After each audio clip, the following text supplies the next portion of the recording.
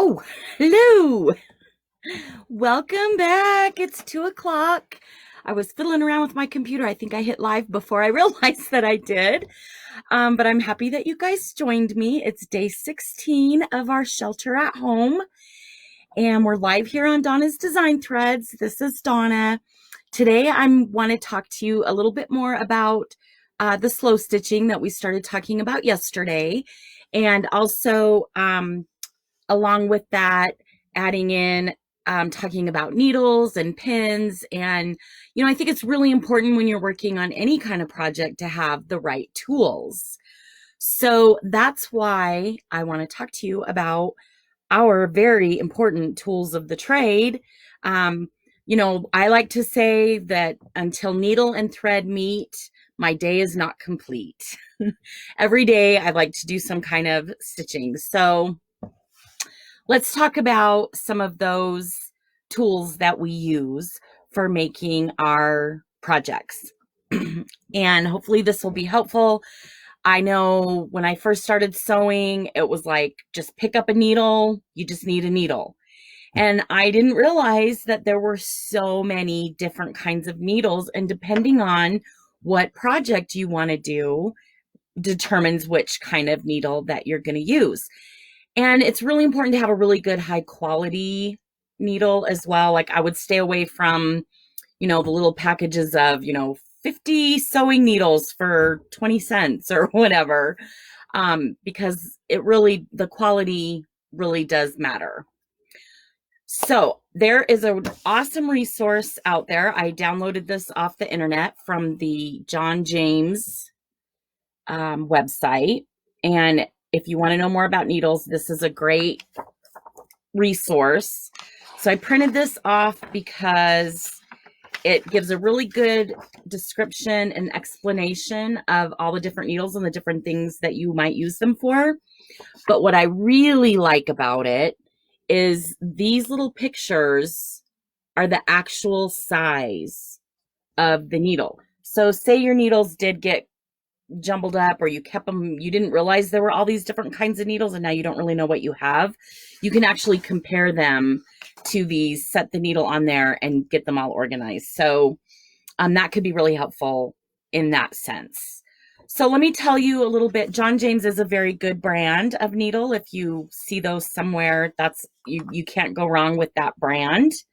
But there are a lot of other really good needles. I have this little, let's bring it over here. I have this little kit that one of the leaders of a retreat that I went to made for us. So it's like in this little cute hexagon tin. And she made all these little wool pieces and gave us one of each of the needles, saying what all the different kinds are for.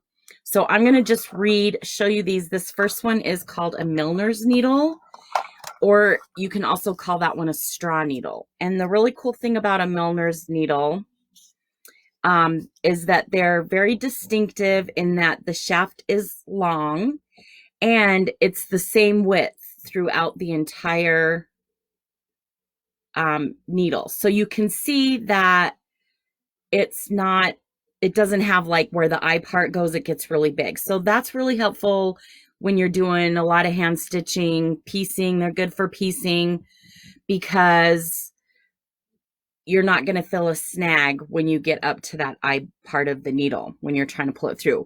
It does taper at the end to a very sharp point, and they're probably my go-to needle for a lot of sewing. Okay, and then the second one on here is called a chenille needle, and they come in all different lengths, and usually the lower the number, the shorter the needle. It's kind of opposite of what you would think. So like on here on the sharps, a 12 is smaller than a 7. So they usually go in the opposite direction as far as the length, and that size is always the length. The longer they get, they usually get a little fatter too, but there's not really a gauge for the diameter of your needle. That has to do more with what type of needle it is. Okay, so the chenille needle is a thick, strong needle with an elongated eye for thicker fibers. So I'm using the chenille needle right now. This is I believe this one's a 24 lengthwise. And I'm using that for that quilt I had hanging up yesterday that I'm doing hand quilting on. I'm using it because I'm using a pearl cotton thread to hand quilt with and doing a big stitch instead of the little tiny quilting stitches. So chenille needle, good for that if you're using embroidery floss or that kind of a thing. But then there are also, the next one on here is the embroidery needle. And so that just depends on, that's really helpful when you're doing, again, handwork, embroidery work. It does have a very sharp tip, has a little bit larger eye than a regular sewing needle. Let's see if I can kind of turn this around so you can see the eye of it. So it's got a little bit bigger eye than like a sharps or a regular sewing needle, again, for your embroidery floss to go through that. And you're going to want to use an embroidery needle if you're embroidering on like a tight woven fabric, as opposed to like a cross stitch. If you're doing cross stitch, then you're going to want to use a let's see, tapestry or cross stitch. So usually tapestry, that's the last one on here. A tapestry needle has a very blunt end. So when you don't want to pierce the fibers of your fabric, you're going to want to use a tapestry needle. So tapestry, cross stitch, usually a cross stitch needle is just a smaller version of the tapestry needle. So then we do have the betweens, or the, these are just also called your quilting needles. And those are really tiny. Those are if you're using regular thread doing regular hand quilting. So they're generally very short with a very fine round eye, and the shorter length allows the quilter to create quick, even stitches. I have not got that technique down yet. I've tried a couple times. I'm going with the big stitch. The hand quilting, it's definitely a skill to learn. And then the next one on here is the cruel, not like somebody's mean to you, but cruel, maybe you say it. See that? And that one is a sharp point and a very long eye, so that more than one strand of embroidery floss can be threaded at the same time. So if you're doing a thicker type embroidery or using more than a couple of strands, then you're going to need the cruel needle with the bigger eye. So those are, again, some some of your general basic different types of needles. I have found a few specialty ones throughout my journey as well that I'd like to share with you. This is, like I said, these can range in price from, $500 for $1 to, I think this one was like $10 and you get like 8 needles. So it can definitely vary, but these are kind of a premium brand. I figure if I am careful, I use them, I make them last, they're kind of worth the investment. These are made by a company called Tulip, and they said piecing needle on them, so I thought I'd give them a try for my piecing, and I really do like them. So those are the piecing needles. And then again, I talked about the milliner's needle at the beginning. Those are also called straw needles. Those two names can be used interchangeably. I like the straw needles also for piecing. And this one's a size 10. Those are really nice. This one's made, who's this? This one is, this is a Gina Kimball. Oh, I have a couple other Gina Kimball. She does a lot of applique stuff. So I have a few from her on these little cards too. And this is neat. This one shows you, here's the different sizes of the straw needles that she has. And it gives a little explanation so you can see how the smaller the number, the bigger the needle. So that's kind of nice, that little setup, because then you can try them all and see which one fits your hand, fits your style, the way that you like to sew with. So those are those ones that I had. Those are just the number 24 chenille. These I really like for applique. These are a Roxine brand, and they're you know, like I said, I haven't really taken them out and compared them to all these different ones to see what they are. Maybe sometimes they're just like, oh, hey, we want to make some extra money and we're just going to call these applique needles. So people that do applique will buy them. I don't know, but those seem to be really nice. I really like those for applique. These are my all-time favorite. These are Primitive Gathering brands. I like these so much I sell them on my website because they're called binding needles. And again, they have the real narrow eyes so that it doesn't drag as you're pulling through all the layers when you're hand stitching down your binding on your quilt.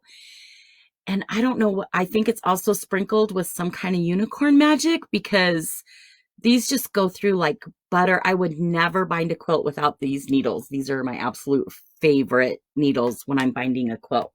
So real quick, one more type of needle. These are called self-threading needles. And they have like a little divot in the top so that you can pop the thread down in instead of needing. I haven't ever used them to actually like stitch or sew with, but I do use them on the long arm when I'm tying off threads and knotting them and burying them in the fabric so that I'm not sitting there at the quilt down there like this trying to thread a needle. I just tie the thread in a knot, put the needle up next to it and pop those threads up into that self-threading needle. So that's really nice. Then I want to talk about some needle storage. So you can see some of these that you get come in these really nice little cases so that you can keep them straight. If you have a bunch of needles and you want to go through and organize them, there's some really fun ways to organize. You can find these in little gifty parts of the quilt stores. Just has like a little magnet on it to put your needles on. I have a safety pin on there right now. My friend Cindy gave me that. I love it. Here's some other little cute tins that somebody made as a little gift for putting your needle in. It has a magnet in it to hold your needle, and then that slides it shut. So you could like write on there what type they are once you got them on there. So I have a few little tins of those. And then that one fell down. Here's the other one I wanted to show you. So these are little, just little wool things, kind of like the first thing I showed you that my friend had given me with all the different types of needles. You could write on there what kind they are, keep them in your little hand stitching. I always have a lot of different hand stitching projects going on, so they can each have their own kind of needles in their little. And then one of our friends from our quilting retreat, Deb, made this. This is probably one of my favorites because she did that little birdie on there, but got all kinds of needles and pins that I can stick that in my hand stitching stuff. And then here's a couple cute little just handmade ones that you could do real easy and quick. Just a little piece of cardstock type paper, staple a little piece of, it looks like a little matchbook. This one even has a little cover over it. And then you can just stick your needles in there for your project. Write on there what kind they are so you don't forget. So that's a fun way to kind of store your needles. Thread for hand piecing, I wanted to talk again about a little bit. Ways that you can store it. Look at this. This is from Out of Your Pedicure set. And it just holds little bobbins in there. So whatever project you're working on, you have certain color threads, you can just put this in your little bag, or my little bag from yesterday. Just put that in your little bag and you've got the threads that you need for your project. Just another way to kind of organize. Thimbles are really important for hand stitching. There's a lot of different kinds to try. I've probably tried about all of them. I don't know, but I'll show you a couple of my favorites. These are little leather dots that they stick on, and I can use them probably 5 or 6 times. I stick it right here on my finger. That's generally the one pushing it in. I like those because I don't feel like I'm going to lose something or something's going to, the regular thimbles that fit on your finger always feel real bulky to me. So then I found these little rubbery ones, and those are the same.